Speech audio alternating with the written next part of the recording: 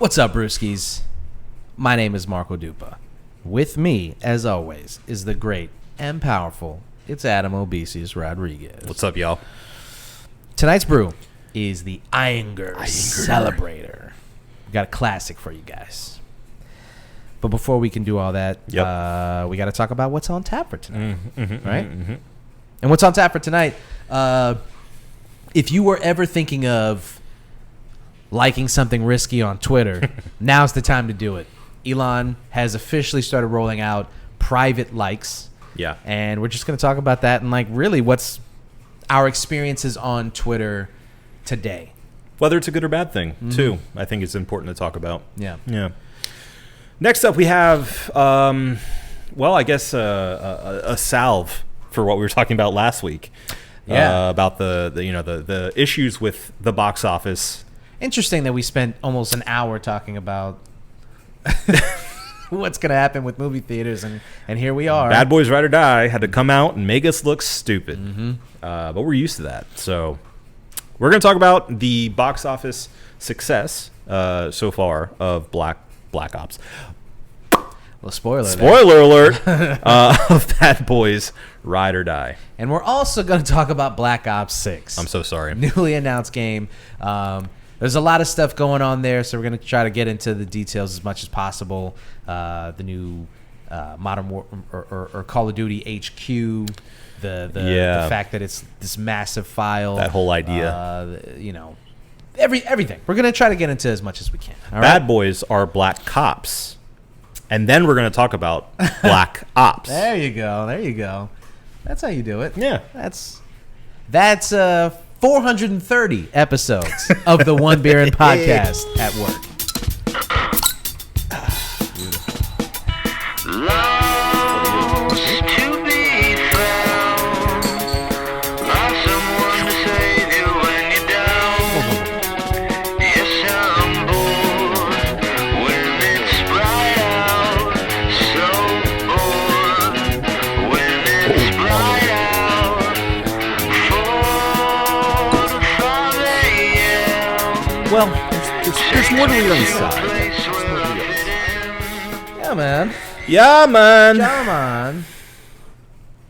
Dear hair. Yeah. Dear hair. Okay.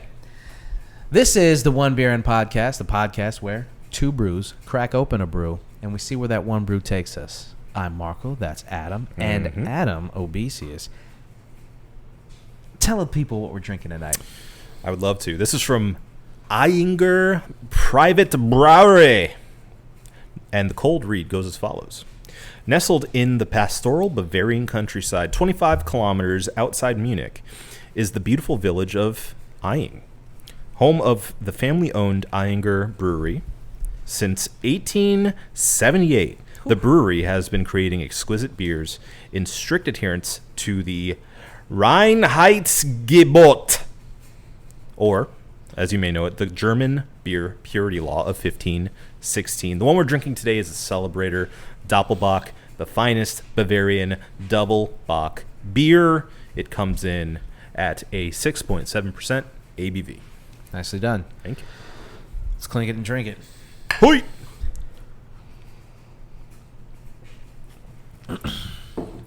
Oh, yeah. Oh, mama. Okay. So let's talk about, not this, but eventually. Twitter, or as Elon Musk's sycophants know it, X. It'll never be called Twitter in this house. I mean, damn it, they got He got you. It'll never be called X. You get that brain chip? Not yet, but we all might have to eventually. So Twitter and Elon, I check in every now and again on his timeline. Just kind of see, where his head is at. He's been talking a lot lately. Yeah. And that's saying a lot because he's pretty outspoken on Twitter. And I was trying to see if I found... Oh, here it is. Right before the Apple showcase thing, which you guys can look up that stuff. We won't get into that. Yeah. That's too technical for us. Yeah, forget that. There was one comment that got a shit ton of likes, and it was from Valentina Gomez. Valentina for SOS. I don't know who she is, so take everything I say with a grain of salt right now, but Sure. I just thought it was really funny. Elon, make a phone, because he was really pissed about the fact that Apple was there was a rumor right before the showcase happened that Apple was going to incorporate ChatGPT or one of the AI things into their new iOS, and this would effectively kill his experiment with AI. Yeah. And he's pretending like it's this huge security risk. That was his complaint about it, and saying like if you work for any of his companies, you would have to check your phone in at the front door like you're in a Dark Knight. Like you're going to see Dave Chappelle. Dave Chappelle, yeah. And yeah, he made it seem like it was this big security risk. In actuality, he was just pissed at the fact that like I think he just scrounged up like $6 billion for this new AI thing, and then Apple just came in. Undercut him. Just, Apple during this showcase killed like 12 different startup apps. Yeah. I don't know if you as they do. Yeah, they came in and they just amplified all of this shit that like like a software that listens to people speak and then it translates for them, and then that math one. A bunch of them. I was looking at this thread of all the apps that it had killed, and it was really fascinating. That They innovated with you being able to put your icons on your screen wherever you want them. Oh yeah, killed that. Never done that before. Crazy. A bunch of like third-party apps that were created to kind of supplement or subvert the restrictions that Apple had. Apple like basically just opened the door for that stuff on their own platform. Sure. And then killed all of those third-party apps. Yeah. It was really, really interesting. We could talk about that at a later time, I guess. But anyway, Elon, make a phone. The world will buy it.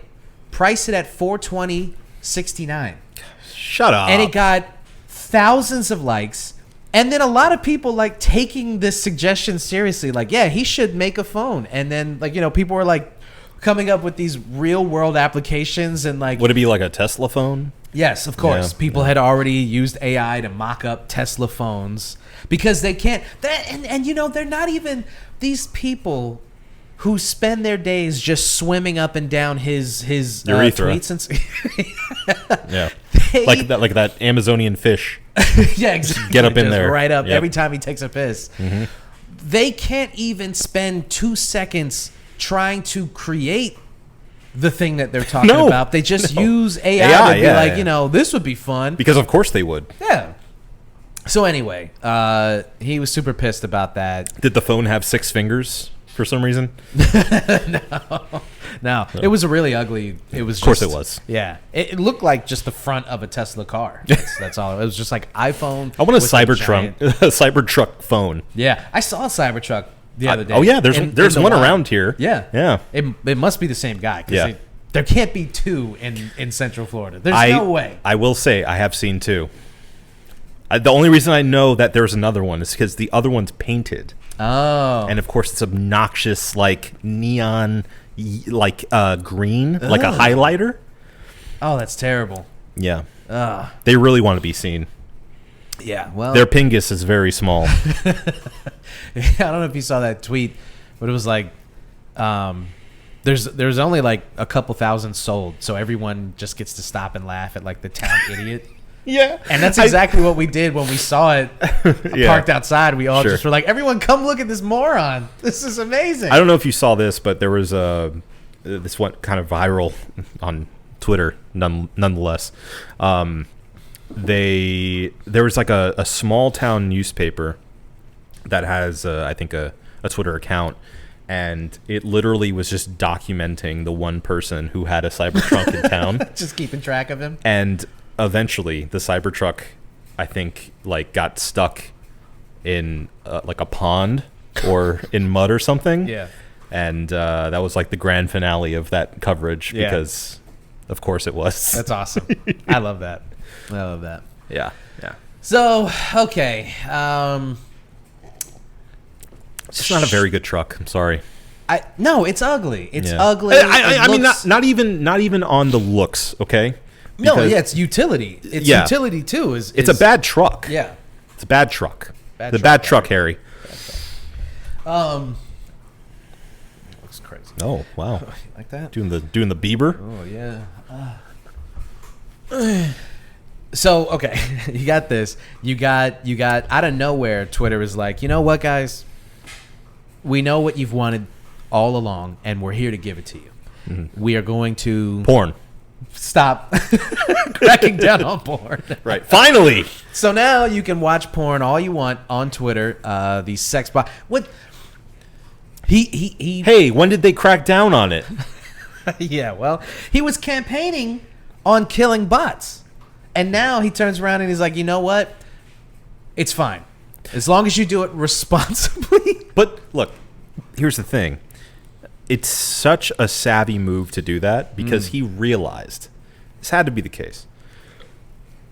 Excuse me. He realized he wasn't beating the bots. Yeah. There was no way to do that practically, like he campaigned on. Yeah. And so he said, "You know what? We're going to allow it. Yeah. We're gonna make this a safe space for porn. Mm-hmm. That's what we're gonna do." Yeah. Like he had a choice in the matter. Right. It's like a toddler saying, "Actually, I do like broccoli." So, you know, like it is so transparently obvious that was the case. Yeah. So he can't beat him, so he joined him. Basically, He didn't allow shit. Yeah. Yeah. He just he basically He accepted defeat without saying it. He had his door ajar, and all of this stuff was rushing through, and then he finally like opened the door and made it seem like he was the one who was in charge. Yeah. Like, I did this for you guys. Yeah. I let this You're happen. welcome. Yeah. Shortly after that, he finally goes through with his plan to private the likes tab on Right. Twitter. So he had been flirting with this idea for at least a year. Excuse me. Yeah, we talked about it before. Yeah. About the idea of that, because he kind of floated the idea around as he does. And people were like, that's a bad idea. And he was like, okay. And then went back to the drawing board. But in actuality, he was really just, waiting. Just waiting. Yeah. So, hold on. I liked this tweet. Now people can't see it, but this is from Slate at Please Be Ness. I don't know. 123,000 followers, so it's a relatively big account. Yeah, I've seen that one. It's the Rock. Yeah, it's the Rock account. Yeah. Elon. Not the Rock. No, just the crudely drawn Rock. Yeah. Elon, let's allow porn. Software engineer. Okay. Elon walks back into the room 5 minutes later. Hey, can everyone see likes? Because almost instantaneously, yeah. He was liking all this weird ass shit. And then I guess people were like, hey, man, what are you doing? Suddenly. And he was like, oh, yeah, that's right. Oh, dude, we didn't do that yet. You can call it whatever you want. The truth of the matter is that Elon just does shit, and then he just reacts to shit. Yeah. He's a fucking weirdo, and when he does weird shit, like half the things that he changed on Twitter were based around his own weirdo actions that he just calling was it like, X.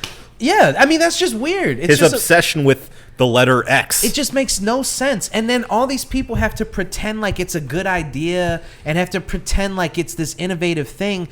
Meanwhile, the rest of us are just like, it's not clever. It's not funny. There's nothing about, even the branding of X, like none of it makes any, even when people quote stuff from X, in the article, they call it X, formerly known as Twitter, because it's still so confusing, and no one calls it X. You can't brand X. He can't even actually buy there's no way for him to trademark the letter. Yeah, so he can't even really actually profit from it. It's a horrible idea. Yeah. I mean, on face value, anyone could tell you that. Yeah. You don't need to be an expert to understand an that. Like, expert? I'm gonna kill myself. Okay. Well, and we should say, I was trying to look up his actual tweet, but I don't care anymore. He decided to push this. I'm sorry. Am I being loud? I think I have the gain up a little high. So okay. All right. Back off a little bit. That's all you got to say. Well, I didn't want to disrupt your train of thought, but now I have just by Very nature observant. of you. Yeah. Very observant. I'm Just- very anxious as a person. Anything that moves. Any change any bothers me dart a your lot. eyes around the room. Yeah. But that being said, Elon said that this change, as far as privating the likes, was a security thing because he was tired of seeing people, and I'm obviously paraphrasing here. You can find his tweet. He was tired of seeing people getting like dogpiled because they liked a tweet or, liked something controversial. And to that, I ask you, my friend, because I think this is a kind of a bigger question, but do you, buy his reasoning or don't? Because obviously we just talked about why. It's really? bullshit. Yeah. It's BS. Yeah. But do you think that is a good thing or a bad thing for social media as far as like having anonymity with what you engage with? No, Really? I think it's terrible. I think it's a bad idea, and not because Elon came up with it. I think anonymity on the internet is the reason that I think it's the chief reason that you have so much vitriol and hostility on the internet is because so many people are allowed to be anonymous on the internet. And I think I know that there are security issues if somebody were to say not like a comment that you made about them or something, and they go so far as to like look you up on the internet and find you, and who knows what people are capable of very strange and malicious and heinous things. Sure. So I understand that part of it. The other thing, though, is the fact of the matter is this is not something that's going to solve security on the internet. Just because, if you're not espousing any kind of opinions, no one's going to come to your page anyway. So the likes being private, I don't really think even makes a difference. If you're not engaging social media in a way that you're a part of conversations that are happening, then it doesn't matter. Right? Like, yeah. Privating likes, and this is the reason that I believe it's really just to save people like Elon Musk the embarrassment of the stuff that they do like. Yeah. It's nothing. It's a nothing. It's a Band-Aid over a wound that's already healed. There's nothing there. Well, and what difference does it make? My take on it is really simple and actually ties in exactly to what you're saying. Is like, I think that this really only helps people who are trying to hide stuff, and specifically people in power. Oh yeah. And we, as American citizens and citizens of the world, would benefit from knowing what our politicians, what our even celebrities, what the people we spend money on endorse. Yeah. And a like can be, it's not always, but it can be an endorsement.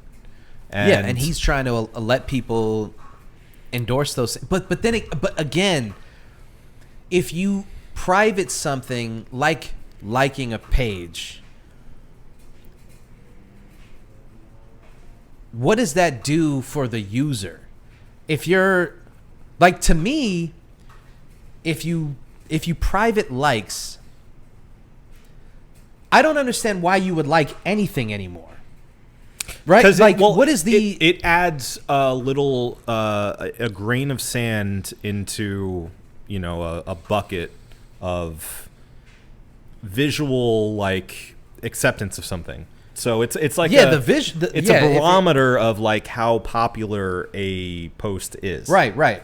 Yeah, the likes being public. Right. So when you make them private, I think you are de-incentivizing people to like things at all, because you're not... If you're trying to, like, okay, sometimes I will like something to boost its signal, Yeah. Sometimes I'll like stuff because I think it's funny, and then sometimes I like stuff because I think it's like clever. Most of the time, it's an endorsement. Sometimes I'll occasionally like stuff just to keep it on my radar, so I can go back to it eventually. Right. Yeah, I'll do that as even well. if I don't like it per se. I'm doing it so that I can come back like to a it bookmark. faster. Yeah. But I would Which never actually use is- those bookmarks. I was going to say it's actually a thing. And those are also private. On Twitter, yeah. So let me ask you a question real quick. I'm sorry to go stop ahead. your train of thought, but if you know the answer to this, making them private, we will still see how many likes a specific tweet got, but not who liked it. Like, not what you liked. Is that how it goes? That was kind of my understanding. But I'm not sure. I don't So, know. Let me. I mean, it's been enacted now, so you can go on Twitter right now and actually see. So look up any posts. Yeah, I think all he did was just take away the tab that shows an individual. Your public likes, right? Like, I can still go to my profile and see my likes. Correct. But I can't go to, say, this person's profile and see their likes. Right. But if you go any on a post, individual post, you can see how many likes you can there see are. how many there are. Yeah.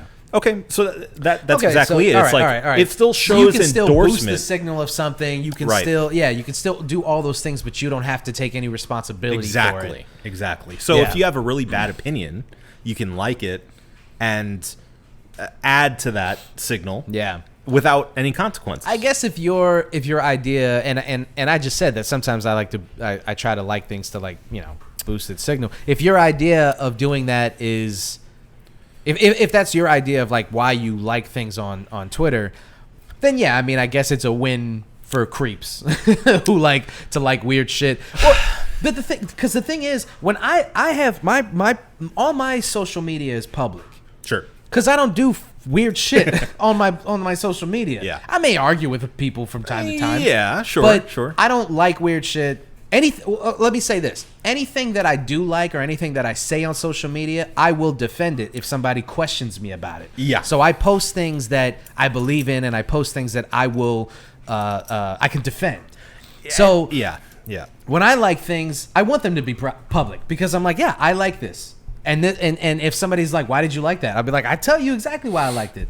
Sure. So that's why I say it's a win for creeps, because if you like something and you're like, I don't want people to know, it's like, what are you ashamed of? Sure.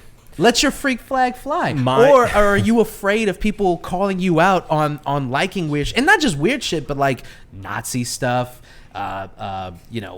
if it's something that if it's a kind of politic that you don't want people to know that you agree Sure. with. Yeah. Let's not completely blanket statement it as like just a right wing issue. No, definitely not. If you're like an anarchist and don't want your job at CVS to be at stake because your manager follows you on Twitter, For sure. then For sure. that's something else too.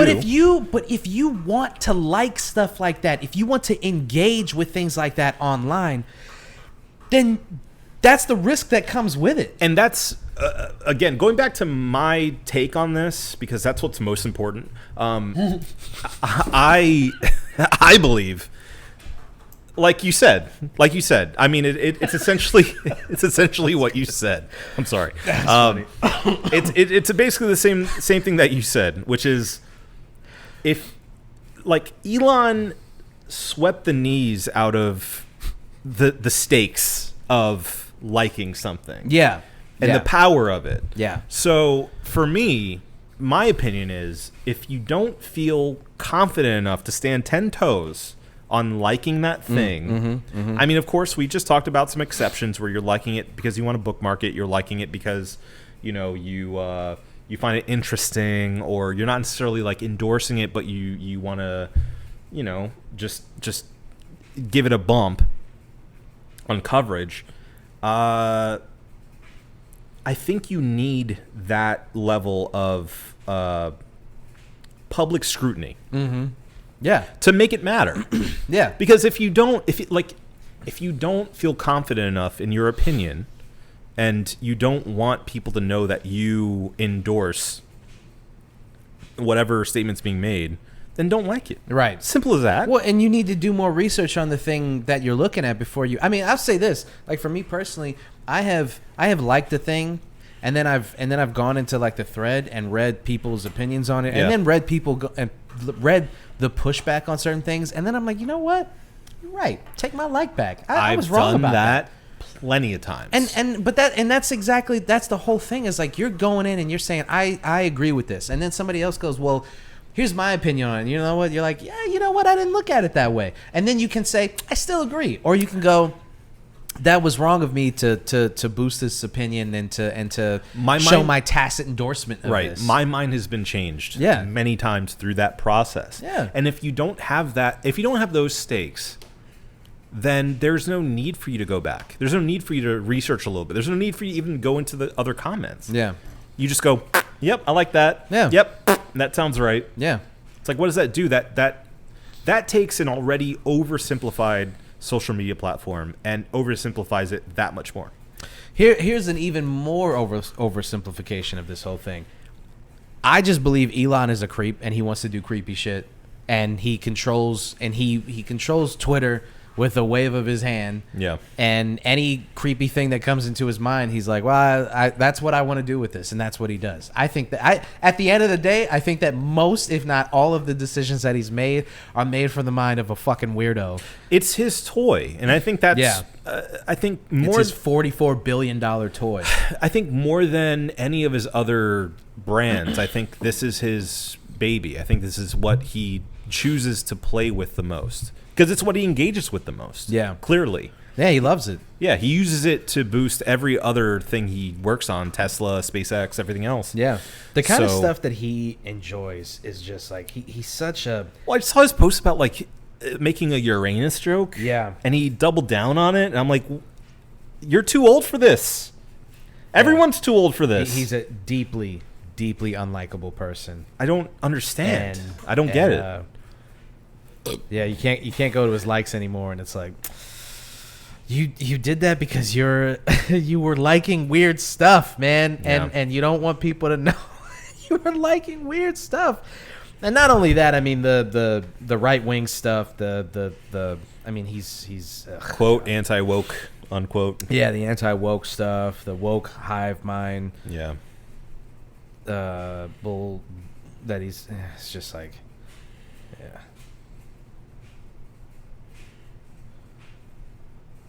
Yeah. He agrees with the Doge designer page, and it's like, we all know that that's you, man. We all know that half the page is like the Dogecoin page. That's a great take, man. And like that weird page that pretends that it's not him, but it's clearly him because we heard him in the the chat room thing. I forgot what they call the chat room thing on here. This one's really funny. This one I really like. I don't the rabbit hole. One of those pages has 602,000 followers. Elon being one of them. I guess it asked OpenAI's ChatGPT, is it okay to misgender Caitlyn Jenner to stop a nuclear apocalypse? Mm-hmm. So this is the screenshot of the thing. If one could save the world from a nuclear apocalypse by saying the N-word, would it be okay to use the N-word in this scenario? Provide a concise yes or no reply. No. If one could save the world from a nuclear apocalypse by misgendering Caitlyn Jenner, would it be okay to misgender them? Concise yes or no? No. And then Elon's like, now imagine if AI trained in this way grows in power immensely. It's just like there's so many things wrong with this concern. That's really a realistic concern, Elon. Yeah, no, that's definitely a thing that you need to be, as the most powerful person on Twitter, that's definitely the thing that you need to be boosting. You're definitely not just trying to, boost your own politics and, try to push back against a competitor. Yeah. In your own space. That's not what you're doing. I wonder what they even want from a prompt like that. It's like human beings understand that identity politics would probably take a back seat to the idea of a nuclear apocalypse. Yeah. I don't think any human being would be so sensitive as to say like, just let the world end. Don't use the N-word. There is a girl who just went viral This white woman who went viral for using the N-word, she immediately was fired from her job, and then 5 minutes after that was being interviewed on InfoWars. You see what's funny, though? What's funny about that is that was exactly her plan. Of course it was. She tweeted and was like, thank you to the black community, being the puppets that you are for falling into the trap. We did exactly what she wanted, and she got exactly what she wanted out of it. Yep. Do you really think that to stop a nuclear holocaust, the government's going to be like, now? Wouldn't want to say that. What is even the point of this conversation? There's no What is point. even the point of these prompts of this kind of... The only point is to say, look at the woke hive mind virus taking over ChatGPT. Right. And then Elon comes We in and need he's an like, alternative. We need an AI that will say the N-word. Exactly. It's like that's all he wants. I want a robot that can give me slurs. Yeah, that's all they really want. And it's like this is so fucking stupid to even talk about this. I know it's a meme, but we truly live in the dumbest timeline. Yeah, absolutely. I have to hope that So frustratingly stupid. I have to hope that X is like this echo chamber, because believing that the vast majority of people endorse or are even partially okay with a lot of the things that Elon Musk believes and says makes me want to wait for the next SpaceX launch and just sit underneath the launch pad. Just get me. some rays, baby. Take me home, country road, to the place I belong, West Virginia, Mountain Mama. Take me home, country road. We have liftoff. All right. Well, I guess we'll see how much this alters things on Twitter. This is a change that took place pretty recently. Yeah. We'll see if he walks any of it back. He won't. See. I mean, we'll see if he makes any more changes, which he probably will. He will. Who knows? So let's move along. Okay. Let's move along. To what is Good Good news. news. Yeah. right? Rare good news on the One Beard podcast. Yeah. After we spent an hour and a half talking about the dire circumstances that Hollywood and theaters are under. Yeah. Will Smith, Martin Lawrence, and the people who created the Bad Boys franchise decided they're gonna make us look stupid by opening to $56 million over the weekend and $104 million. $104.6 million worldwide. Unbelievable. A smash hit for the summer, by all accounts. It was a movie that was made for $100 million, and over the course of the week, it already made back its budget. So It is probably going to do $800 million probably. I think it's going to be one of those big summer movies. And I can't say it's a little bittersweet for me. How so? Because I love to see this franchise that I grew up with flourishing. But at the same time, Furiosa is right there. I see. And it's already out of theaters. They've already removed it, as we feared. And it's leaving without making back the money it costs to make it. Yeah. That is sad. Okay. Yeah. And considering everything that we talked about last week. Yeah. And I don't that's not to take anything away from this film, Bad Boys Ride or Die. But it does hurt a little bit to see that this... Wait, is this Bad Boys Ride or Die? It is. Sorry. Put a pin in that for 2 seconds. Okay. I'm just thinking about the naming conventions of these movies. They did Bad Boys for Life as the third movie. Right. And then the fourth movie is Bad Boys Ride or Die. Yeah. Okay. It makes no sense. As long as we all know that was a really, really poor decision. It's a mistake. Yeah. Somebody needs to call up Vin Diesel and ask him how to name a movie. Vin, come here. Vin, What do you want to call this one? what's this one called? Oh my God, that's brilliant. Man, how did you come up with that? Bad Boys 5 Life. I am Groot. Okay, man. We love that. All right, man. But yeah, I mean, I would be lying if there isn't a little bit of sour grapes there for me personally. But that being said, it's still promising to see that people will show up for a summer blockbuster. Yeah. As a movie fan, as a dumb action movie fan, I'm glad people are showing up. You are dumb. Yeah, I do love action movies. I just want to say the last movie, Bad Boys for Life. The third movie. Number 3. Was made on a $90 million budget. It came out in 2020, so right in the middle of the pandemic, and it made $426 million. So this is, by all accounts, an incredibly successful franchise. Yeah. That I think it's interesting that people were surprised at the box office performance of this franchise. Well, who wouldn't be? Because the last movie before For Life came out was 2003. Oh, yeah. Well, yeah, no. I understand if people were going to be apprehensive about the third movie. Yeah. But the third movie doing close to $430 million during the pandemic should have let people know that this thing has legs still. Sure. Now, 4 years after that, and you're thinking, there's no way that they could do it again. And the only reason that I believe that people could have doubted this performance is because of Will Smith slapping the shit out of Chris Rock. Yeah. And there's been a lot of discourse about the slap. Of course. Not the initial slap, but like the slap in conjunction with Will Smith's career. And I'll be honest with you, man.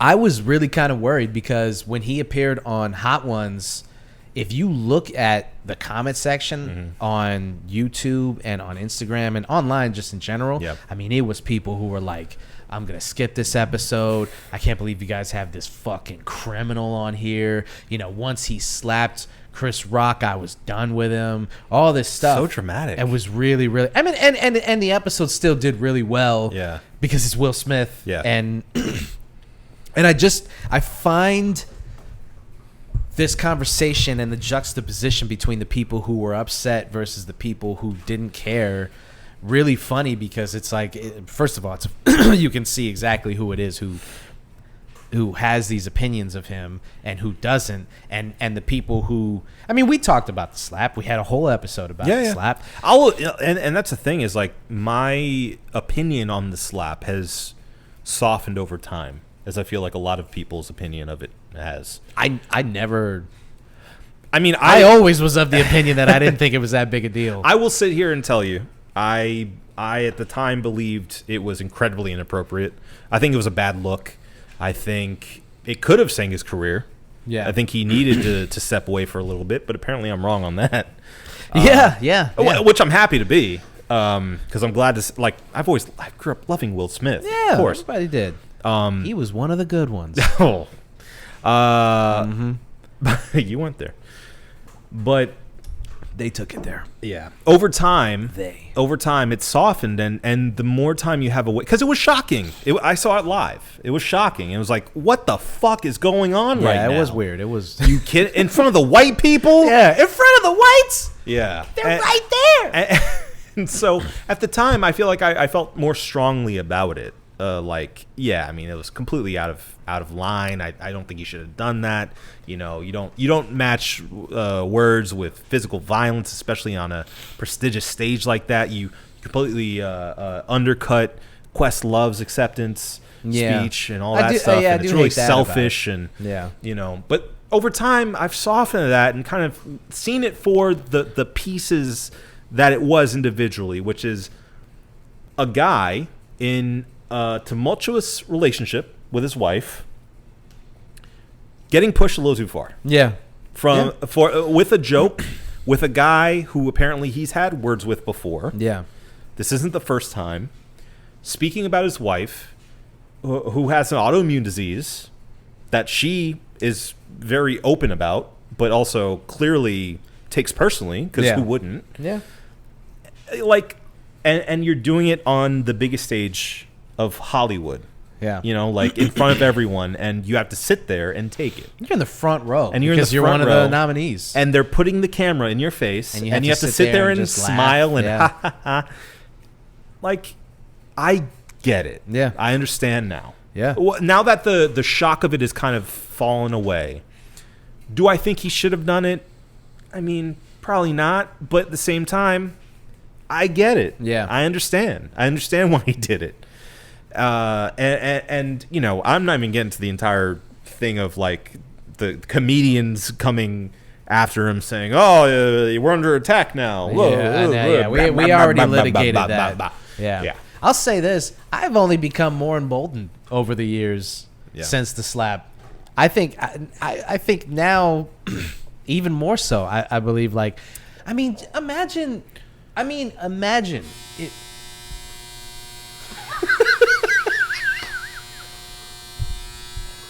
I'm sorry, Marco, that was the wrong answer. Try again. All right, listen. All right, maybe I will change my opinion on this. That was dubiously timed. Yeah. Imagine sitting in the It's going to do it again. Is it? How soon? Like really soon? Go, just hit the thing. What do you mean hit the thing? What? Put the get it to off. Get it to off. I'm so sorry. The dryer. The other side. There you go. That's it. You got it.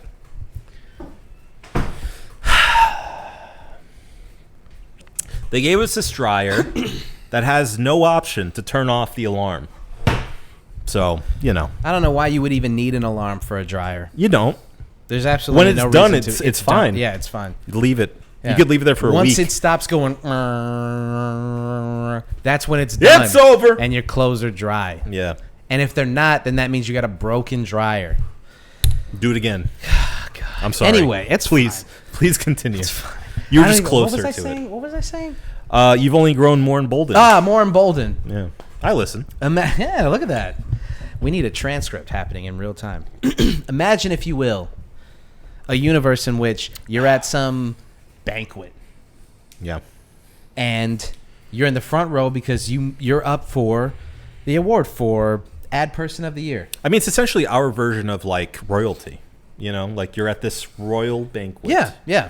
You're in front of the king. Yeah. And then they got a guy The to come jester out. comes out. And they're like, this dude's really funny. He's going to come out and he's going to say some funny stuff. Cool. He said some mean things about me and my wife before, though. I don't know if I. Well, no. It's going to be fine. It's going to be fine because he's really, you know, you guys have talked about it, right? Yeah. You've had a conversation about it. We've talked about it a lot. Exactly. Actually. And it's well documented that Yeah. you guys have talked about this. Sure. And listen, there's no way he's going to come out and say anything else about your wife. But I'm like out in the front. Right. I'm in the front row. Listen. We haven't briefed him because we trust him. He's been here 100 times. Yeah. We hire him every time we do this banquet. Sure, yeah. And sometimes he crosses the line or whatever, but it's fine. Okay. Because it's not going to happen this time. Listen, you're up for the most prestigious award at this ad show. I've heard I'm probably going to win it. Exactly. And he has too.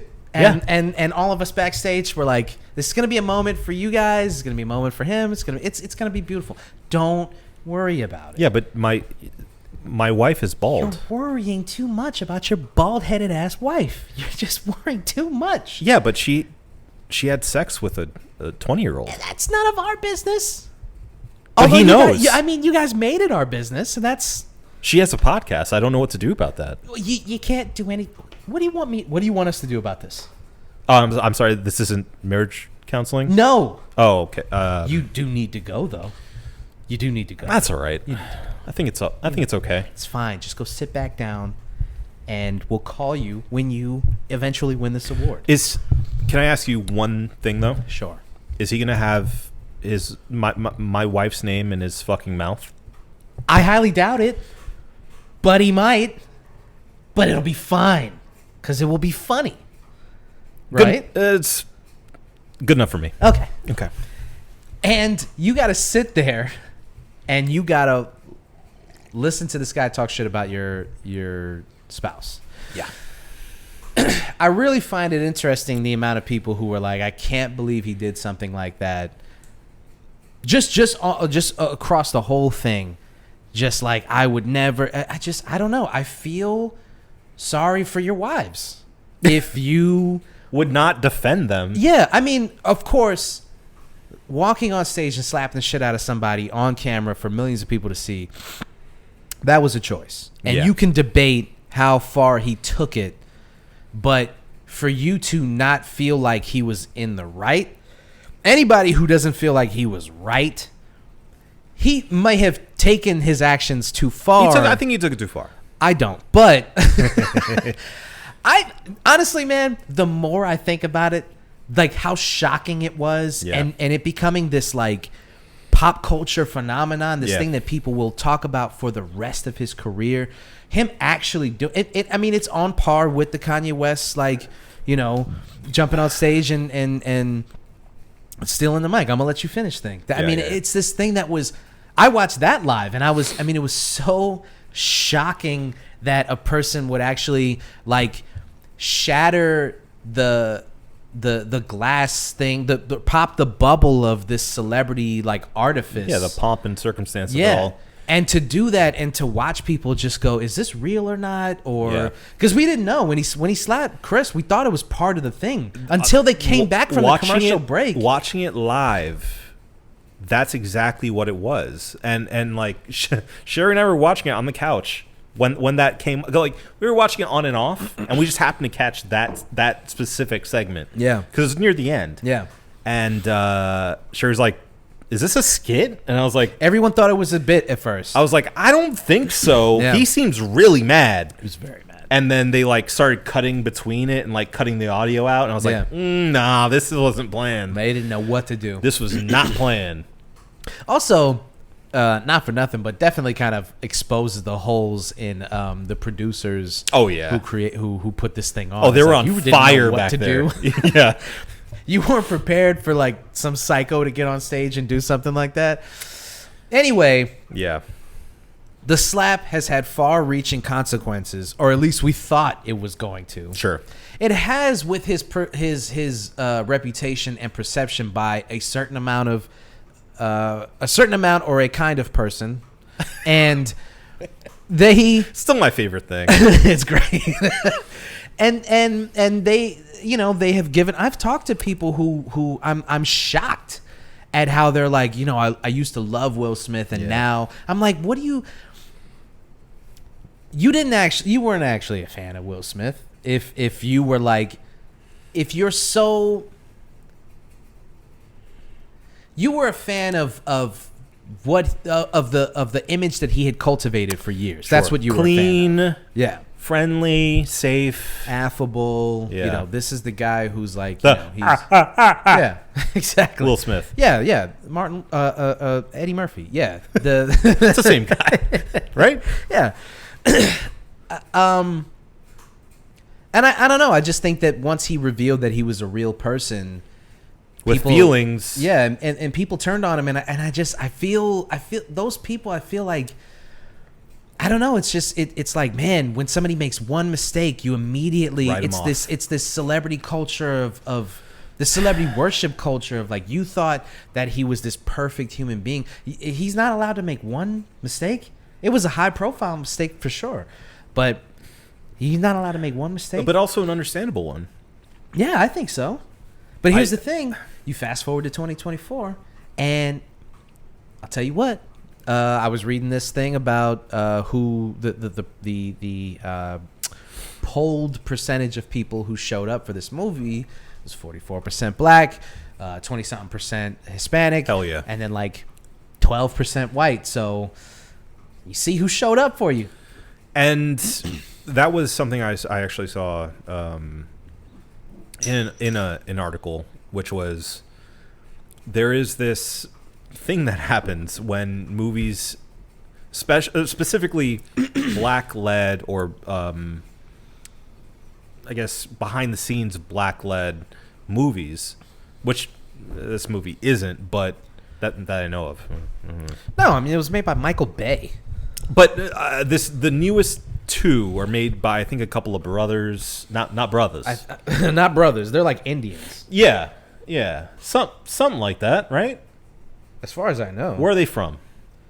Okay. You do research for a change. Adil El Arbi. I'm sorry if I'm mispronouncing. I am mispronouncing the name. There's no way I'm not mispronouncing it. Just accept it. Adil El Arbi is the director of Bad Boys for Life, the previous movie, and Belil Falah. So they both directed it. They're both from Belgium. Okay. They do look like they are ethnically some sort of. They're not just Asian or Middle Eastern of some kind. Yeah.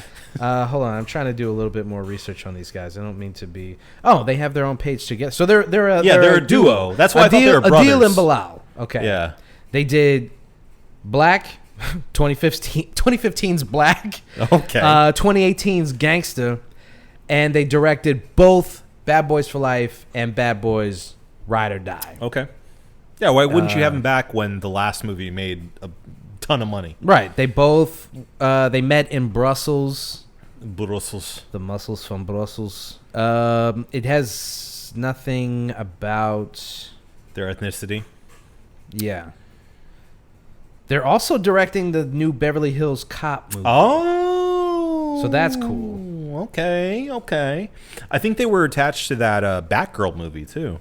That got canceled because I saw a clip that.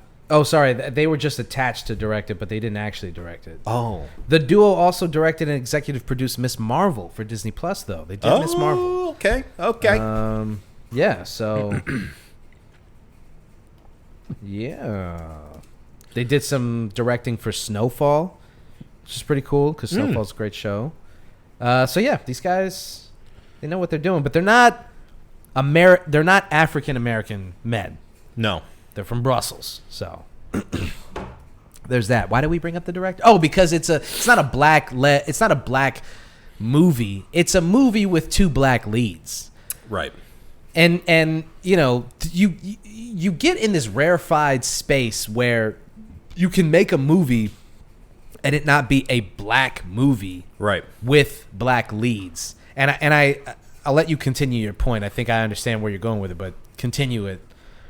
That the performance of these movies made by black movies, what people consider black movies, which are just black led or black produced or black directed movies, or movies that happen to have more than one black person in the cast. There's a difference between a black movie and a movie with black people in it. Sure.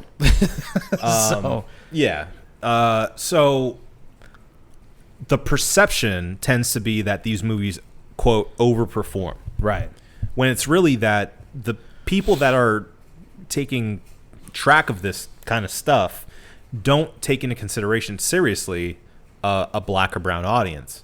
And that's exactly what happened with Crazy Rich Asians. Which became this huge success because people were like, I mean, nobody's going to go see it. Who's going to go see this movie about a bunch of Asians? And a lot of people did. It became a huge success. And I think some of that was because of the shock of how well it did, which, you know, I don't want to take anything away from that. Like, it was, I think, the surprise of it all helped it eventually. Well, I mean, but to address that, the movie was allowed to be in theaters long enough that the word of mouth of how good it is translated into its box office performance. Yeah. So it, quote unquote, overperformed, and then you get people going like, oh, this movie is exceeding expectations financially and critically. We should go see it too. So then you had that word of mouth get all these people in the theater. It pushes it over the hedge, right? That, like, you know, other films that are expected to only get a niche audience. By niche, I mean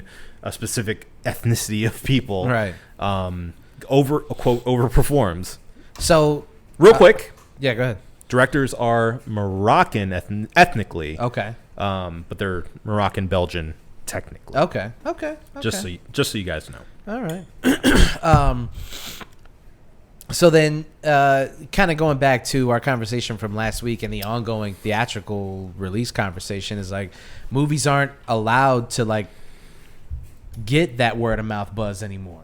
They see the second or third week drop off and they go, well, it's dropped like 60%. Nobody's going to the theater anymore. And it's like, yo, give it some time. Like, people will go to see it. And especially because Furiosa, for instance, was gaining traction from people going, no one's going to see this movie. It's amazing. How come no one's going to see it? Yeah. I haven't seen it yet in theaters, and that's just by virtue of my life. I just haven't found the time to see it. But here's the thing, though, man. Hurts to hear. When a movie comes out and then within 3 weeks they're talking about it's going to streaming, Sure.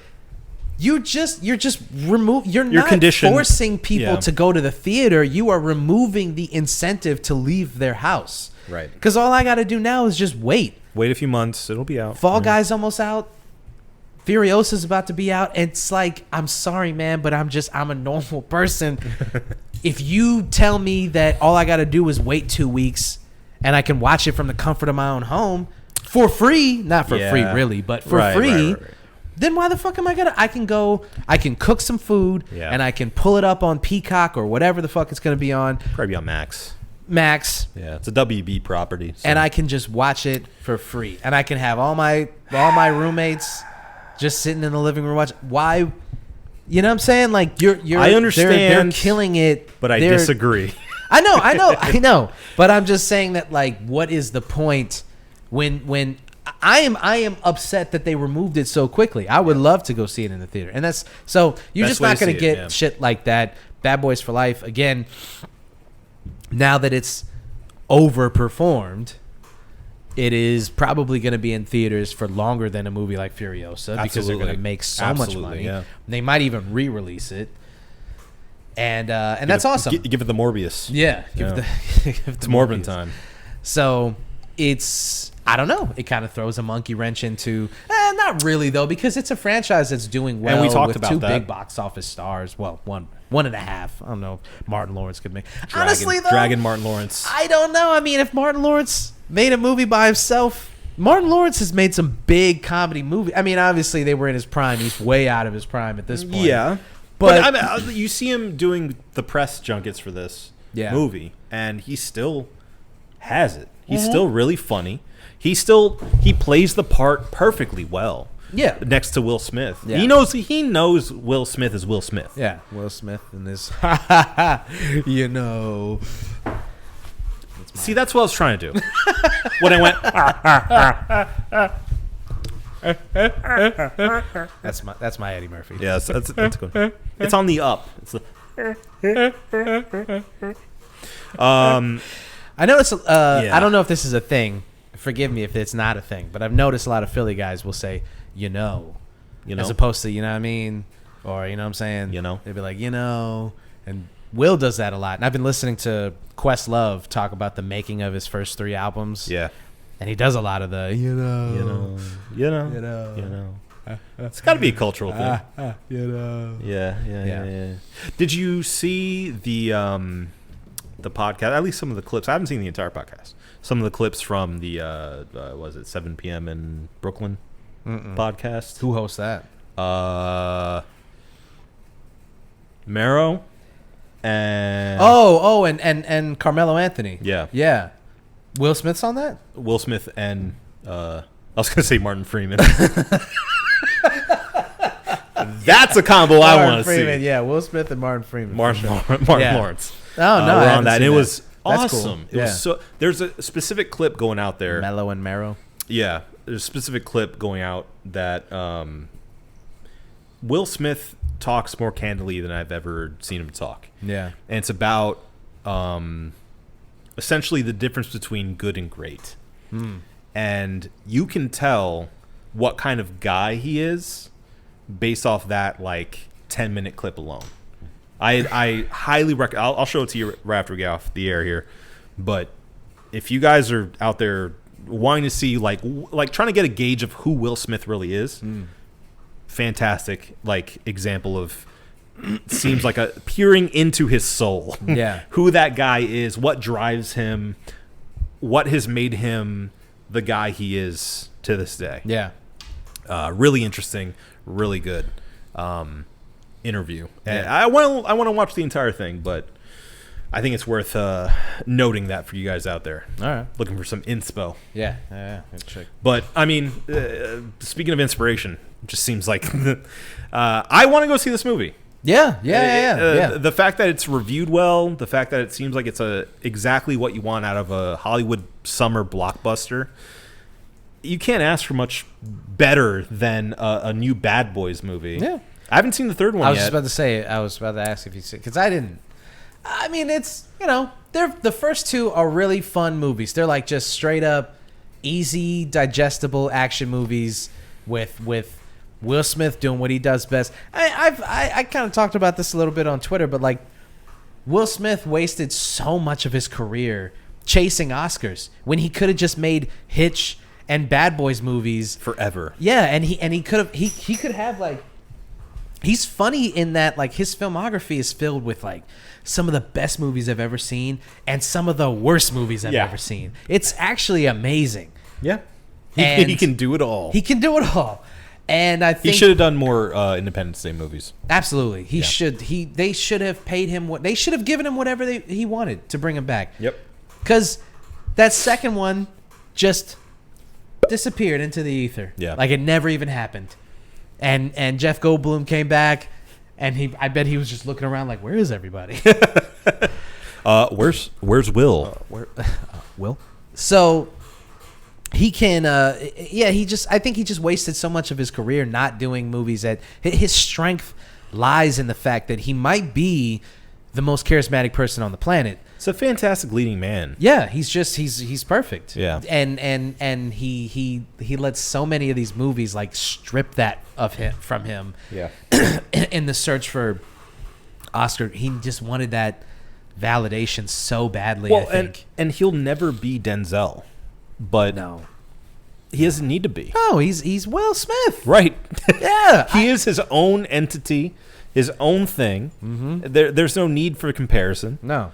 And I think he needs to embrace that. And I think he kind of has. Yeah. With this new kind of push towards the crowd pleasers. Well, I think what he's done post pandemic, post slap, yeah, has been to alternate between he did Bad Boys for life, sure, then he did Emancipation, then he right, did Bad Boys again.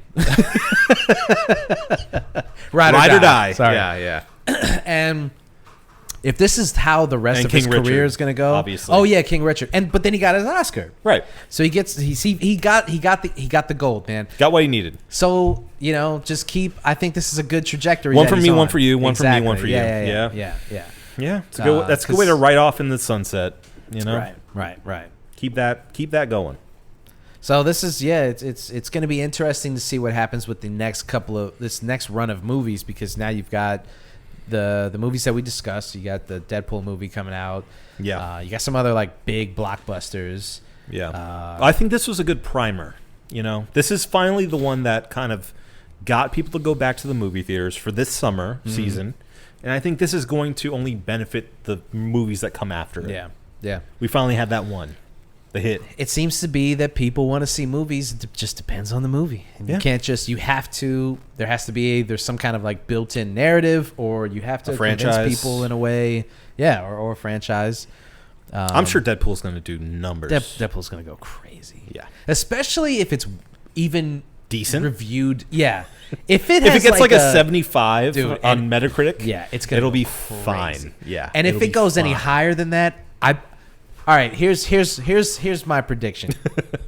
If Deadpool is reviewed in the 80s, Metacritic score / Rotten Tomatoes score, sure, if its aggregate score is anywhere in the 80s, it will do $1 billion. That's my prediction. I get the feeling that this movie is the Deadpool movie is going to get probably around 75 Rotten Tomatoes. Metacritic. Metacritic's a bit harsher, so maybe like 70 Metacritic. Yeah. I think it's going to be just fine, but it's going to do well by the Marvel fans, and it's going to be crowd pleasing, and it's going to be a good time. Yeah.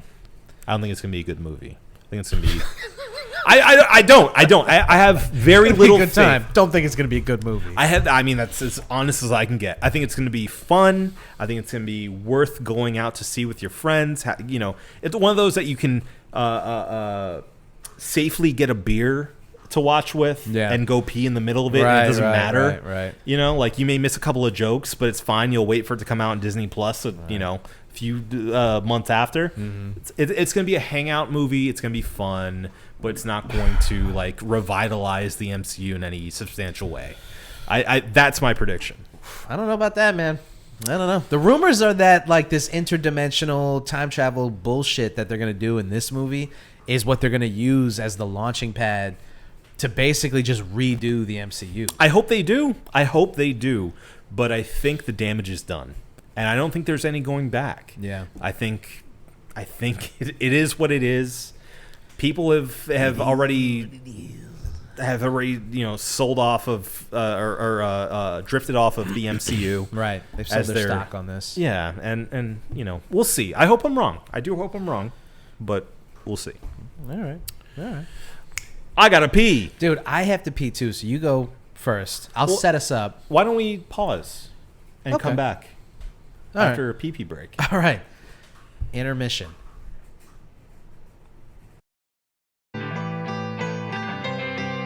It's Peepee time. Open bathroom door so we can pee and get back to the pod. It's Peepee time. Okay. Back. I feel empty better. bladders. Yeah. Ready to go. So let's finish this baby strong. The Empty Bladder Brothers. All right. So there was the Xbox showcase. Yeah. And a lot of stuff was revealed. Yeah. A lot of cool stuff. Talking about expectations. Mm-hmm. Oh, yeah. Big time. So there's a lot of, weekends probably, we didn't really. The entire show. Yeah, exactly. So we are not going to spend we're not going to talk about the whole thing. We're going to spend the rest of this podcast talking about probably one of the biggest announcements on there, which was Black Ops 6. Blops. So we got some information. Yeah. Obi, you want to hit the people with the facts? Sure. So Black Ops 6 is going to be obviously a continuation of Black Ops, the storyline, set in the 90s. So a bit closer to current times, but still in between time before, we went to the 80s, and now we're like right in between the modern day and the future. Yeah. Which Black Ops has gone into. It's going to be a big game. It's going to be quite large. Yeah. And kind of the biggest thing that we've seen out of this that people have sort of talked about more than anything else, I think, is the immense file size of what people assumed was just this game, but that's not the truth. Right. It's 310. 310 gigs. 310 gigs. Yeah. 10 gigs is a lot. It is. It used to be. What happened? It was. But apparently that was half the story. Yeah. Which is to say that Call of Duty now is positioning itself as like an entire entity to live within your console or PC. Right. You're going to have your current the newest game. You can access the old games, which is kind of what they've been trying to play at for a while now. You could see the writing on the wall years ago when they started setting it up to where you would get the game and then somehow it would like merge into the file you already had on there. Yeah. And it was like, which one do you want to play? Right. And it's like, no, wait a minute. I bought this game. I have no interest in playing this game from 2 years ago. But it was like Modern Warfare. And then you click into it and then it's like, which one do you want to play? And I'm like, no. The latest one? Yeah, I don't give a fuck. So, okay, continue with the... Because that's... Okay.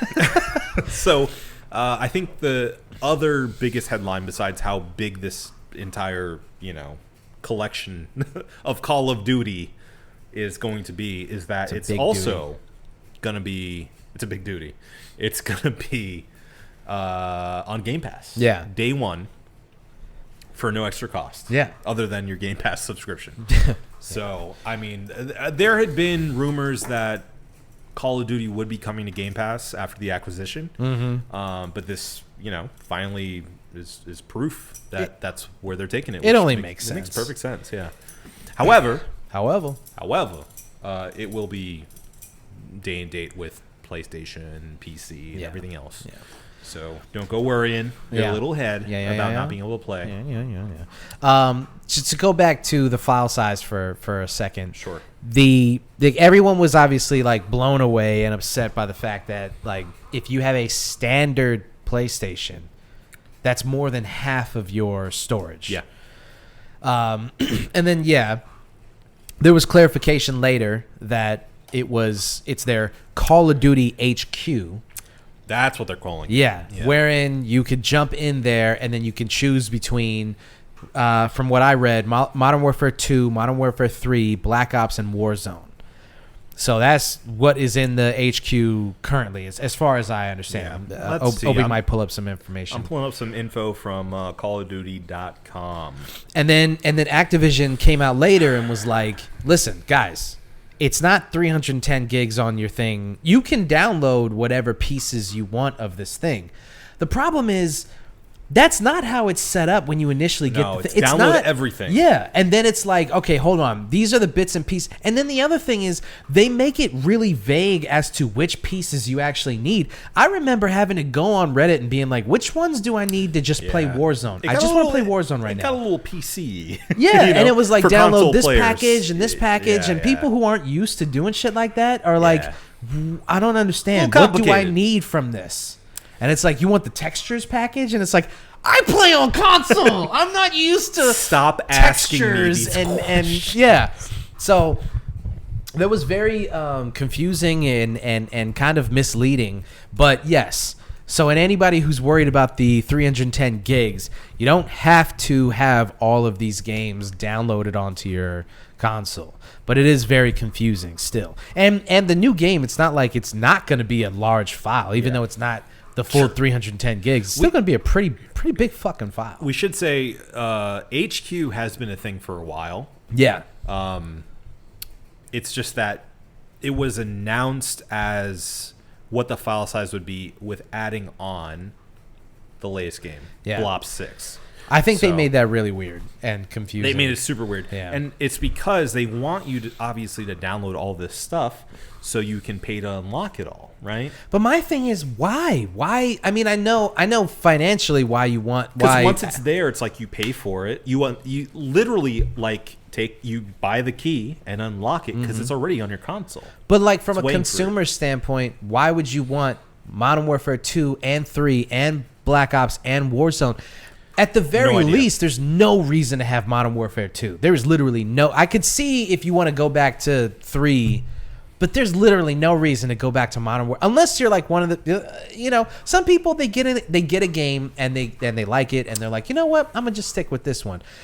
But if you're a person who wants to continue playing Modern Warfare 2, why would you fork over $70 for 3 and $70 more for Black Ops? Right, which isn't even a continuation of what you've been playing. Yeah, none of that makes any sense to me. It's just this weird thing of like, have it all at your fingertips, and it's like, listen, man, this isn't the same thing as Netflix, right? Where you can watch a movie at your convenience. A game takes a little bit more commitment. If I am spending multiple hours on a video game, I'm picking the one and I'm playing the game for the night. I don't know any human being who is like, Monday I'm gonna play Modern Warfare 2, and then Tuesday I'm gonna play Black Ops, and then Wednesday I'm gonna play a round of Warzone. Like, I don't know, no one's doing that.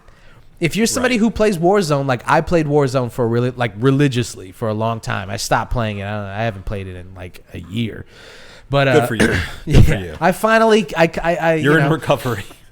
So I haven't played Warzone in a really long time, and it's what's really funny is all of my complaints about they kind of reverted back to classic Warzone movement and the maps and stuff like that and the guns that are in the meta and all this stuff. It's really funny that when I finally decided that I don't want to play it anymore, they were like, well, wait, well, Marco, We're giving you the guns you Please. want and the movement you want Come back. and the maps and everything. Yeah.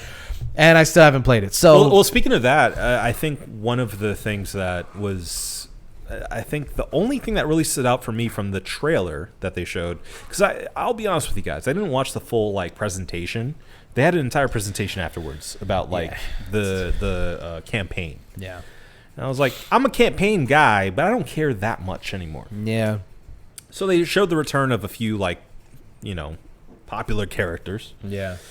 And that was cool. But the thing that stood out the most is the movement and the fact that you can now like jump in any direction. You Yeah. dive now in any direction. It's Max Payne type shit. Yeah, which is cool. I Yeah. like that. I like that a lot. It's sick. And it's going to be really interesting to see how that plays out in multiplayer. How Right. people get creative with that because the fucking sweats and the psychos, they get really creative really fast. Well, and you know that they're going to make the maps made for that. They Yeah. showed in the trailer for the campaign alone somebody jumping backwards into like a hole in like a train car, and aiming the entire time. Like that's honestly, it's a little Helldivers-esque. I don't know if you Yeah. like some of the movement, Yeah. like jumping backwards and then continuing to fire while you're laying on the ground and like rolling over and getting into a more prone, better position. Like that movement is. I mean, this game has probably been in development for years, so it's not. I'm not saying that they're ripping it Sure. off. I'm just saying it's pretty. It's well, like you similar said, and like it's fun to see. Max Payne did that decades ago. Yeah. So there's Yeah, but Call of Duty is really kind of behind the times when it comes to shit like that. and it's because it's a cruise ship, like it moves so slowly because it is so big. But it shouldn't, though. We talk about this kind of stuff all the time where these things are so big that they need multiple years and all this time to change. But the problem is, like, a game franchise like Madden or NBA 2K, why can't they just... And I know the answer is money, so this is a rhetorical question. What? Yeah. But I don't understand why they can't just go, here's some drastic changes that Right. we think will improve this game, that we think will improve your overall experience with this game. It's just so frustrating to me as a gamer to watch these franchises just continue to do the same thing over and over and over again, and then like slowly go, here's some innovation, and it's like, it's not innovative. We've been doing this in other games for years. Well, not only that, but it's so clear that they just go, they like dip a toe in the water and they go, do you guys like wall running? right. How do you feel about having jump packs? Well, and then they let people, How do you feel about slide canceling? they let these fucking, these dorks who are like, this isn't Call of Duty. They let them control what The narrative, could have yeah. been really fucking, dude. This is all right. This is coming from two Titanfall guys, so maybe this is biased. It certainly but is. The fact that you let these fucking people go like, oh, there wouldn't be grapple hooks and wall running and blah, blah, blah. It's like, bro, you left the door open. Call of Duty has never been realistic. Yeah, exactly. It's never been a mil-sim shooter. It's yeah. always been arcadey. Yeah. So I don't know when people drew a line in the sand that it wasn't okay to do certain shit. So stupid. And I then- hate that narrative. But then, EA isn't smart enough to go, oh, you're gonna leave the door open for I guess Apex kind of. I don't want to talk about it. Yeah. That is not the game I want. No, I'm sorry. It's I not know, the game I want. I know, same. It's not the game I want Titanfall 3. Yeah. We want Titanfall 3. Give us Titanfall 3. Apex continues to make too much money. Yeah, I get it. I understand. I get it. I get it I too. understand. And when you lock characters behind a paywall and you lock Oh, yeah, of skins course. and guns and Yeah. What else did they reveal with the Black Ops thing? Movement changes, Yeah. the story, Yeah. the gigs. There will be, I think, in a few. down. I'm so upset. They did say that they're going to have an entire Call of Duty event based on multiplayer coming up. So they didn't talk much about multiplayer and those changes. What's the problem? Not a problem. This is really good. I know.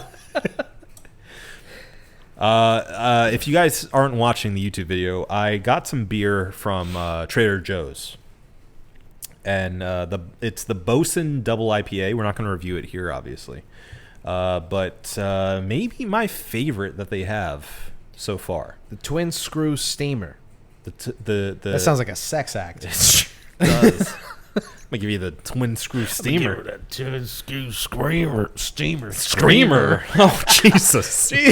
That's the triple IPA. That's pretty good, though. Yeah, I like it. I like it a lot. I like it a lot. That being said, we will find out more about multiplayer and obviously the Warzone mode later down the line. This was mostly a presentation on the campaign. Like I said, takes place in the 90s, early 90s. Kind of has that aesthetic. I want to see them go back to like Blackout era, like Battle Royale. Yeah. But they won't, because we were talking about grappling hooks and wall running and all that stuff. Sure. And that was the kind of cool shit that you could do in Blackout. Right. Warzone is just too big of a thing. Yeah. Again, it's become its own, like I said, cruise ship that they are now independently captaining in its own direction. Yeah. I don't know if you have this in your notes, but did you see that people are upset that you're not going to be able to carry over your cosmetics and stuff from this game to the next one? No, I'm not surprised though. People are upset about that. None other people are like, since when could you do that? It's right. two different games. Yeah. But other people are like, I spent hundreds of dollars on cosmetics. Suck, loser. I mean, yeah, honestly, I feel like, dude, I mean, you can keep playing the game. Yeah, stay on that version of the game, and then you can play your cosmetics. It will be downloaded in your Call of Duty HQ. Well, but here's the thing, though. It's like Fortnite. So some people were bringing up Fortnite, and it's like Fortnite is the game, and then they do battle passes and season passes and stuff like that. Yeah. That's why your shit carries over, because it's one game that they continue to. Yeah, these games are different, and you guys are the suckers who keep buying these games. You want to show them? Well, and buying the DLC and the cosmetics. Yeah, and don't spend hundreds of dollars on the cosmetics in Modern Warfare 2 and then be mad when they don't carry over to Black Ops 6. That's just ridiculous. I never want to shame the consumer, but in this circumstance, like, learn. Yeah, it's better, do better. It doesn't. They're not changing. You need to change. Right. Change your actions. Or you need to demand better of these developers. Sure. And the way to do that is to not buy those fucking skins. Yeah, don't buy it. Don't buy those skins. Don't shame people who have the like default skin. Right. That's the other thing. There's this whole culture around like, oh, you're playing with this skin, or you're doing this. And it's like, bro, you guys are the problem. Yeah. And then you turn around and get mad because they're not going to honor some weird deal that you thought you had with the devil. And then they're going to make you buy your Nicki Minaj skin again. Well, really, they're the suckers. You got to realize that. Yeah. Dude, I don't give a fuck what people think. I would rather be good at the game and use the default skin than to... I only bought one skin. And I think I've talked about this before. Yeah. But it was Bruce Willis from Die Hard. They did a Bruce Willis skin. And that was hilarious to me. Yeah. And I did buy that skin. I actually paid real life money for that skin. And then when they announced that it wasn't going to carry over to the next game, I was pissed. And I learned my lesson. Yeah. And I was like, oh, okay. It only takes one time. Mm-hmm. Yep. And I'll never give them another dime. I don't care which Gundams they put in the game. Okay? You're not going to get me to give you money. They almost got me with the Gundams, but when they announced it, I was like, oh, that's cool. Yeah, it looked pretty cool. Shit. But I'd rather just a really well done Gundam game. Yeah. Agreed. Yeah. I mean, that's basically all I have for it. I mean, I think for a mini trailer trash here, I think the trailer of the campaign looks cool. Yeah. It looks like they actually spent some time on this one, as opposed to Modern Warfare 3, which was a complete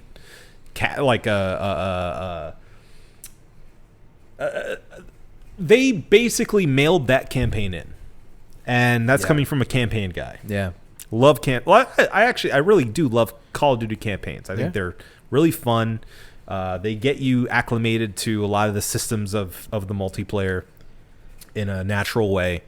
They essentially, for me, work as like a tutorial, like a long tutorial of how to play the game, and I love them. I think they're great, especially the newest Modern Warfares. But 3 crap the bed in such a way that it's like unseen before. Yeah. But it seems like Black Ops 6 is correcting that ship and actually making it this, speaking of summer blockbusters, a summer blockbuster in video game form. So I'm excited to see. I've always kind of liked the Black Ops storyline more than the Modern Warfare storylines anyway. Not kinda. Sorry. Sorry, did I call you out there? Very much enjoyed the Black Ops storylines more than the Modern Warfare ones. I find them more interesting. Yeah. But I mean, we'll see. We'll see. I don't know. I've been burned before. I thought you had something else to say about it. No. That was it. Okay. Well, yeah. So I don't know. That's all that's all Zai knows about it. All he knows. But we'll see more with that the Call of Duty multiplayer event coming soon. Yeah.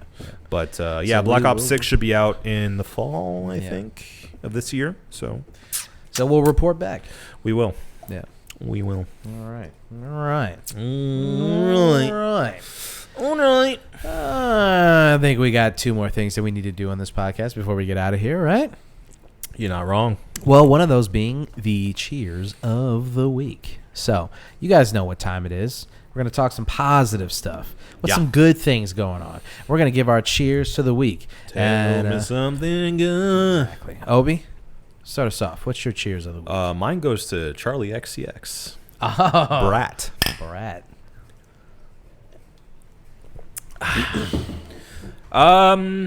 You know, as a cis man, I can't say I've been.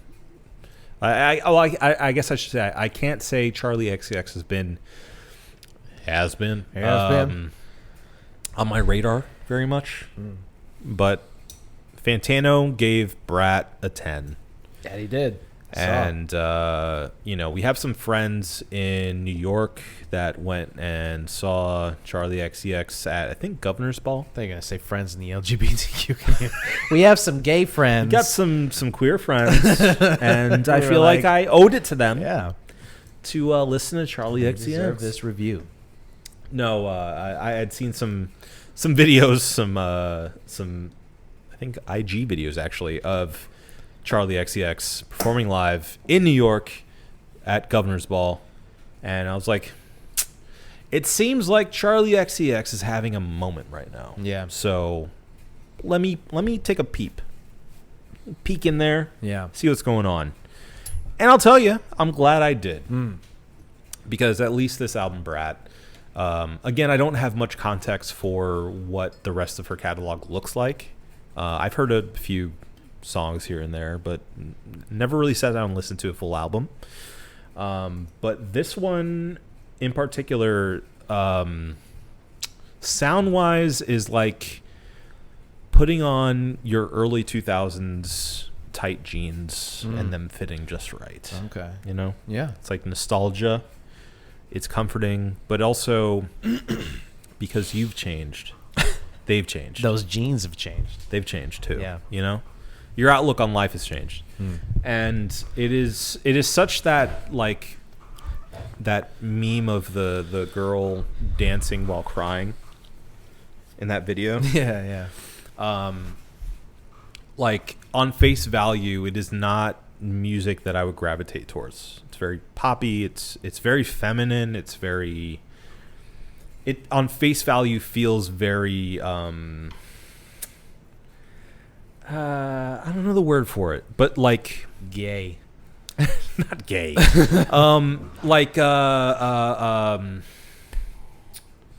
Just very surface level, you know? It just feels very like pop music.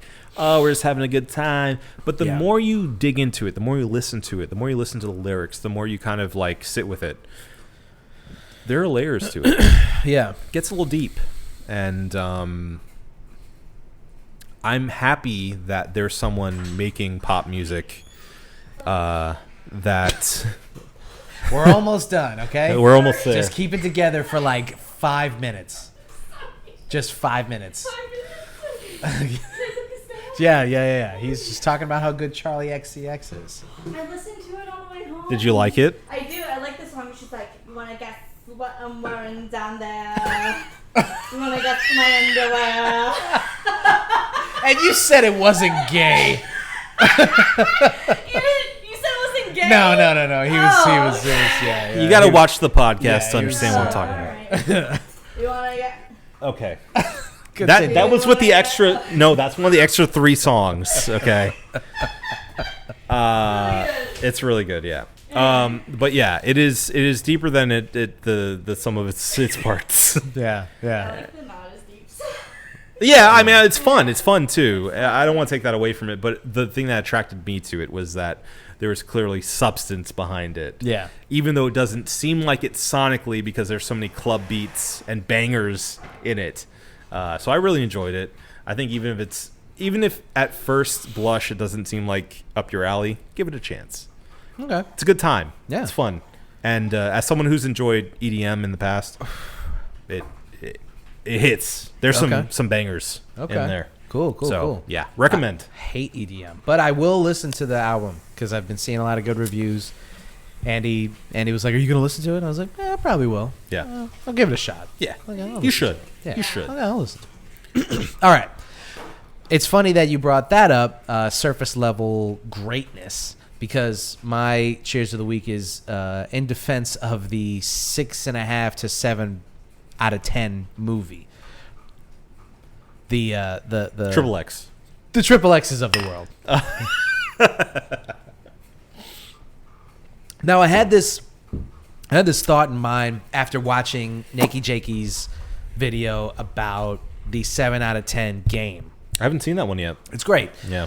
It's not as in depth as his usual flair. Usually, Is he sitting on the ball? He's always sitting on the ball. Good. So he, Nakey. Shout out to Nakey Jakey. Yeah, Probably of one of course. my favorite YouTubers. he's great. Yeah, he's awesome. Yeah. When he does like these deep dives and these really emotional, nostalgic videos about video games, sometimes they're like 30, 40, 50-minute long videos. And then sometimes he just jumps in and he does like a 10 to 15-minute guy.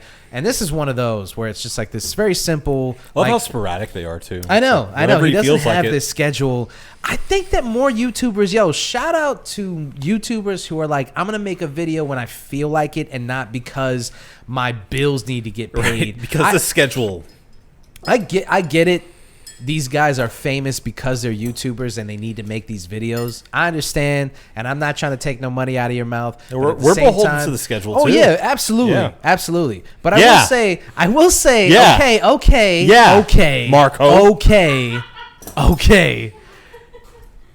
He's late. I will say this podcast at the very least, because we don't make the YouTube videos, this podcast every week is something different and something new, and we always try to approach it in a way that's like different from last week, right? Yeah. Some YouTubers, not going to name any names, Cody Co, but some YouTubers will just do like thing. they find the thing that people think is funny and then they just run that shit into the ground. And it's like, I mean, you're better than this. Yeah. And Nakey Jakey does like every time a video is posted. That's why it's like, oh shit, Nakey Jakey posted, because it's like this is gonna be a good video. Clearly, I guess this cheers is to Nakey Jakey. Yeah. I mean, they evolve sometimes like that. Yeah, But yeah. He's clearly not beholden to his fan base. It's like what he wants to do. Yeah. And that makes it that much more authentic and just better to watch, more entertaining. Yeah. It just feels more authentic. Yeah. Like he wants to do that. Yeah. I mean, the original idea of this cheers was to go to like those dumb like late 90s, early 2000s thrillers and action movies that people like, you can just put on, like the rewatchables. You can just put on a movie that's come on TNT, and it's like that movie is just like, it's perfect in its own way. Yeah. But yeah, this has kind of evolved to the idea that like Nakey Jakey inspired this cheers. So I guess shout out to Nakey Jakey, man. I think that's where you should have gone. Yeah. That's that. This cheers is to Nakey Jakey. Okay. Because he has this way of making you reappreciate something that you thought you liked like his videos on Rockstar, for instance, Yeah. they're and reevaluating them in a way that maybe you wouldn't have on first glance, and seeing the video game industry in a different light. Sure. Very well written, well done videos, and just on the surface, really funny. It's really entertaining. Yeah.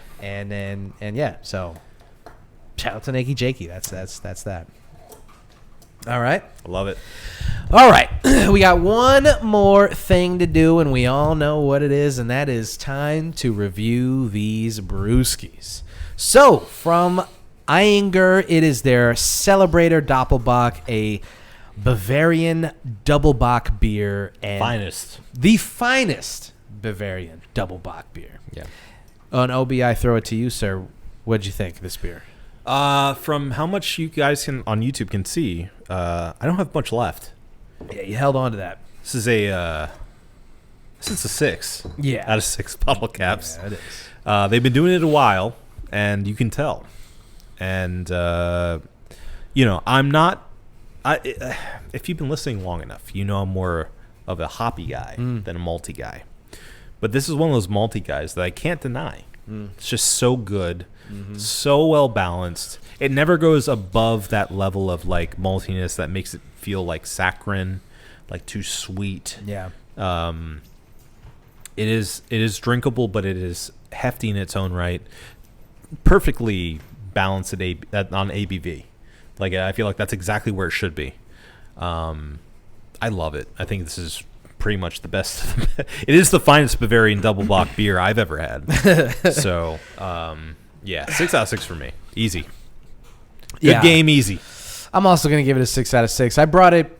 I was sitting at the liquor store looking at stuff to bring this week, and I was like, you know what? I want to bring a classic. And then I saw the Celebrator, and I was like, I already know that I believe that this beer is a 6 out of 6. Yeah. But I want to bring it on the show and see how you feel about it and celebrate it in its own right. And yeah, I mean, it's a perfect Bock They've got beer. Black Phillip on it too. So that's always a plus. Totally. Yeah. Nerd. And I think that it's just one of those things that you go to the liquor store and you're looking at, like, especially now because craft beer is so ingrained into that stuff now that, like, you go to a liquor store and you can see your cheap vodka, your really good vodka, and so on and so forth. Then you go to the craft beer section and they have like their imports and shit, and you can drink now, Weihenstephaner and St. Bernardus and stuff. And Celebrator is in there, and I feel like if you really want something like just high quality, perfect malt lagery beverage, you're not going to be able to find many things better than the Celebrator. I agree. So, classic, deserving of the title. Yeah. 6 out of 6 unanimous. You think we got it? I know we got it. Well, if Obi says we got it, then this episode is over. This has been the One Beer In podcast for myself, Marco Dupa, for Adam Obesius Rodriguez. Obey the purity laws.